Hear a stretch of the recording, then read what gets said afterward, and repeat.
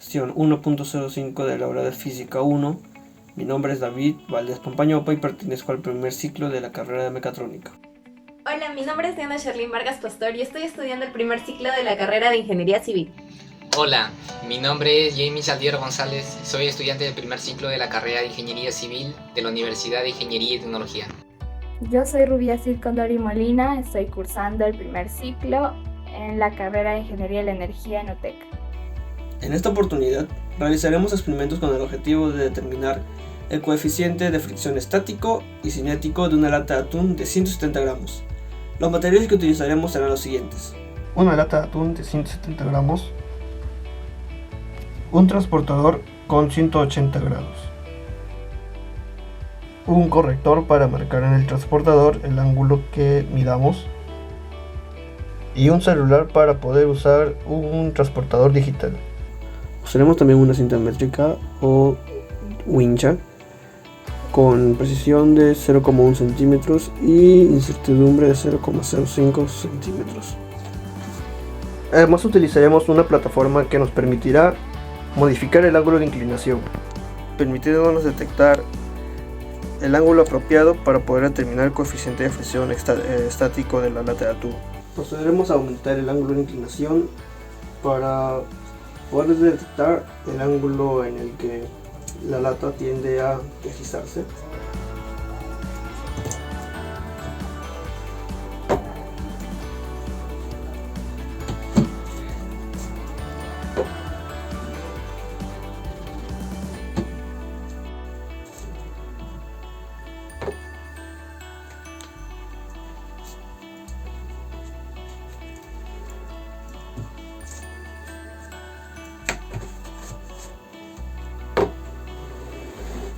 Como se puede apreciar, es aquí donde la lata empieza a deslizarse, por lo que disminuiremos un poco el ángulo.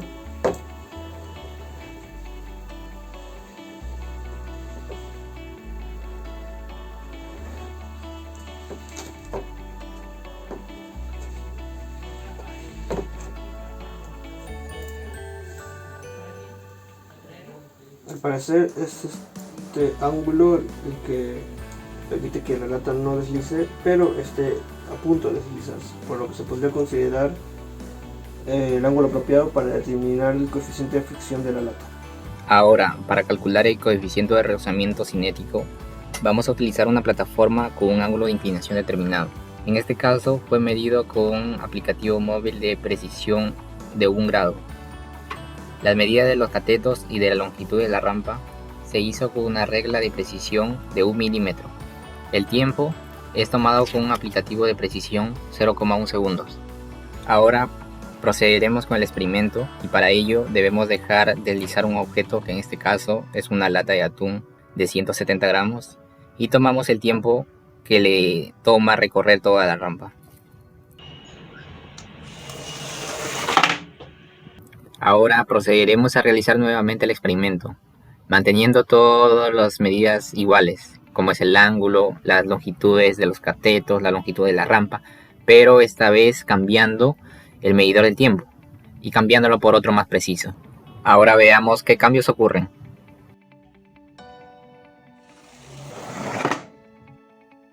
Datos obtenidos de los experimentos. Coeficiente de rozamiento estático. Estos son los datos obtenidos en este experimento con los instrumentos analógicos. Respondiendo a la pregunta ¿cuál es el ángulo de inclinación con el que se obtuvo el coeficiente de rozamiento estático y cuál es la incertidumbre? Bueno, el ángulo en promedio es 12.16 grados y la incertidumbre se calcula de la siguiente manera. Primero calculamos la desviación estándar mediante la fórmula general. Reemplazando los datos obtenemos ese valor. Luego está la incertidumbre estándar, que reemplazando los datos obtenemos otro valor. Y finalmente lo que es la incertidumbre total, que al reemplazar los datos ya nos da la incertidumbre final, que es 0,05. Respondiendo a la pregunta ¿cómo se pueden obtener el coeficiente de rozamiento estático máximo y cuántas veces debería repetir el procedimiento? Bueno, principalmente tenemos que obtener el ángulo que cumpla la condición que está a punto de deslizarse y a partir de ello realizar repeticiones de 3 a 10 veces, el cual permite calcular el error de fluctuación y mejorar la precisión de las mediciones. Primeramente se realiza un DCL, el cual nos permite calcular algunas equivalencias, como son las dos de aquí, las cuales serán reemplazadas luego. Cuando la condición está a punto de deslizarse, obtenemos que la fricción es igual a la normal por el coeficiente estático. Reemplazando obtenemos la siguiente equivalencia. De igual forma, regresando a las condiciones de equilibrio, en la que la sumatoria de fuerzas es igual del eje X es igual a 0, obtenemos que el coeficiente estático es igual a la tangente de X. Reemplazando con las mediciones ya obtenidas, obtenemos que el coeficiente estático es igual a 0,3048 más menos 0,0025. Ahora sí, el coeficiente de rozamiento cinético. Estos son los datos obtenidos en el primer experimento. La pregunta: ¿cómo se puede obtener el coeficiente de rozamiento cinético y cuántas veces deberíamos repetir el procedimiento? El procedimiento se debería repetir entre 3 y 10 veces igualmente para obtener una incertidumbre de fluctuación, el cual mejoraría la precisión de los datos, y su cálculo del coeficiente se realiza de la siguiente manera. Primero desarrollamos un DCL y, de acuerdo a la segunda ley de Newton y las condiciones de equilibrio, obtenemos las dos siguientes equivalencias, que las utilizaremos a continuación. La condición está deslizándose, obtenemos que la fricción es igual a la normal por el coeficiente estático, y reemplazando con las equivalencias obtenemos esta otra, que la fricción es igual a mg por coseno de x por el coeficiente cinemático, y así reemplazando de acuerdo a la segunda ley de Newton, tenemos que el coeficiente estático está dado por la ecuación 1. Calculamos algunas de las constantes para poder reemplazar en la ecuación 1. La primera es la aceleración, que la obtenemos mediante la fórmula de mRV, y también de igual forma su incertidumbre. Reemplazando valores obtenemos lo que es el seno de x y también su incertidumbre. De igual forma se realiza con el coseno. Ahora sí calculamos el coeficiente cinético reemplazando los valores ya obtenidos. Así obtenemos que este es igual a 0.3087 más 0.0135. ¿Cómo obtenemos esta incertidumbre? Pues esta se realiza de la siguiente manera, de acuerdo a las operaciones que hemos realizado en la anterior ecuación, como es el caso de multiplicación por una constante, una resta y la última, que es una división, obteniendo así que la incertidumbre final es 0.0135. Pasamos a responder las preguntas de la parte 2 del experimento. Como podemos observar, tenemos 5 preguntas, las cuales serán respondidas a continuación. La primera pregunta: ¿qué cambio pudimos notar? ¿Fue más fácil o difícil? En el primer caso y segundo caso, sí pudimos notar diferencias. Según los cuadros que podemos mostrar a continuación, en el primer caso fue más difícil, dado que la precisión del instrumento, que es un cronómetro, es de 0.1 segundo. Un poco baja para el experimento que realizamos, porque todo dura un aproximado de un segundo. Y en la segunda fue más fácil, ya que la precisión del instrumento, que también es un cronómetro, resultó ser más precisa que en el primer caso, 0.01 segundo, y se puede hacer una medición adecuada o aproximada del experimento.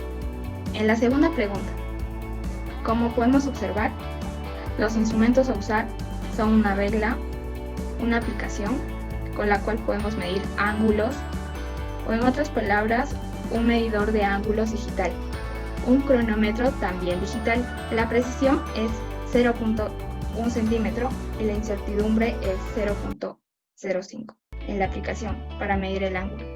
Su precisión es de 1 grado y su incertidumbre es de 1 grado también. Y por el último, para el cronómetro, su precisión es de 0.1 segundo y la incertidumbre es de 0.1 segundo. Eso es de acuerdo al primer caso. En el segundo caso, el cronómetro ahora va a tener una precisión de 0.01 segundo y su incertidumbre es de 0.01 segundo. La pregunta 3. Como podemos ver, tenemos dos casos, caso 1 y caso 2, en el cual aquí podemos ver cómo se saca el error relativo y el procedimiento de los dos casos. Según la fórmula, podemos observar que acá nos da una respuesta de caso 1 y una respuesta de caso 2, el cual vamos a dividir. Y nos sale 0,039947609. Y en el segundo caso, el error relativo resulta ser 0,007064641. Eso es con respecto al error relativo, de acuerdo a la fórmula, ya que pasamos a dividir este dato sobre este dato. En la pregunta 4, ¿de qué depende el valor del coeficiente de fricción cinética y qué otras propiedades o factores se involucran? Del movimiento depende más que todo el valor de la fricción cinética, así también de una componente muy importante, como la normal, y esta se forma o existe ya que hay una superficie que interviene en este proceso, la cual puede ser lisa o rugosa. También depende de la temperatura, el tipo de superficie, ya sea lisa o rugosa, la velocidad entre las superficies, entre otros, y se involucran de tal manera que tienen que ver las interacciones de estas también. La pregunta 5. ¿La fricción siempre realiza el trabajo negativo? Pues no siempre realiza trabajo negativo. Hay excepciones, ya que un trabajo positivo supone que un cuerpo aumenta su energía. Aquí mostramos ejemplos. Y ahora, si tenemos un plano inclinado o un plano y un bloque, la fuerza que aplica el cuerpo de arriba al de abajo es opuesta a la fuerza de rozamiento, pero pasa a ser una fuerza activa para el bloque de abajo, siendo su trabajo positivo. Los datos obtenidos no se aproximan a los valores teóricos, pues los valores del coeficiente de fricción estático y cinético no conservan su orden teórico, y además son de valores muy cercanos. Esto se debe a que los instrumentos de medición que no tienen la precisión adecuada, dado que interviene el factor humano. Asimismo, los materiales y la corta duración del experimento dificultan la toma de los datos necesarios, como es el caso de la medición del tiempo, pues esto no llega ni a los 2 segundos de duración, o la plataforma inclinada, que presentaba una leve curvatura al momento de dejar caer la lata de atún, modificando el ángulo a medir. Con esta experiencia, podemos demostrar que la propagación de errores juega un papel fundamental al momento de obtener datos que necesitan de varias operaciones matemáticas. Como ejemplo tenemos el cálculo del coeficiente de fricción cinético,